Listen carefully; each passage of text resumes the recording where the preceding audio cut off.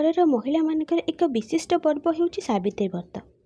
एही व्रतरे ओडिया घरर महिला माने सेमानकर स्वामी मानकर शुभ मनासी और दीर्घायु पाई एही व्रत ओषा करिथांती।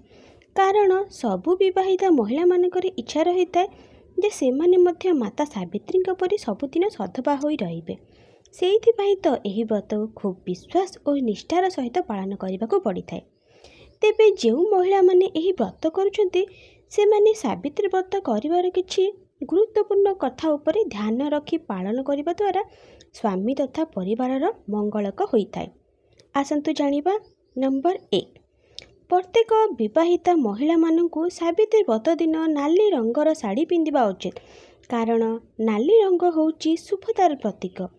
सेइथिपाई तो विवाह परे महिला माने निज मथारे नाली रंगर सिंदूर धारण करिथांती। तेणी एही सावित्री व्रतरे कला रंगर साड़ी महिला माने पिंधिबा अनुचित, नचेत एहा द्वारा अशुभ होइथाए। 2, सावित्री अमावास्या हो अबा अन्य कोनोसी रात्रि समय मध्य बाहरी लुगापटा धोई सुखाइबा उचित नुहे। विशेष करी अमावास्यार रात्रि को कालरात्रि बोली कहा जाए। तेणु निजर कि निज स्वामींकर वस्त्र को राति समय बाहर सुखाइबा नहीं, नचेत यह द्वारा अनिष्ट होइथाए। सावित्री व्रत हो अबा अन्य कोनोसी ओषा व्रत हो स्वामी और स्त्री बिल्कुल भी निज मध्यरे शारीरिक संपर्क बनाइबा उचित नुहे।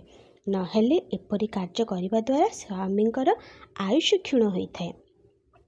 सावित्री ओषा दिन निजे कौनसी जिनिस को काटिबा नहीं कि निज स्वामी को मध्य कौनसी जिनिस काटिबा को दबा नहीं कि हानिबा को दबा नहीं।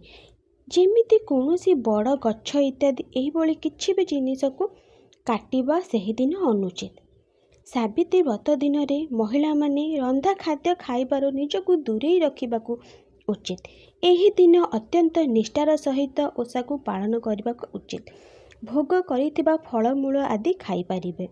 आशा करुछि आपनकु जदि एई पोस्टटी भल लागिथिबो हेले वीडियोटी को लाइक करिवे और चैनलटी को सब्सक्राइब करिवे। जय जगन्नाथ। धन्यवाद।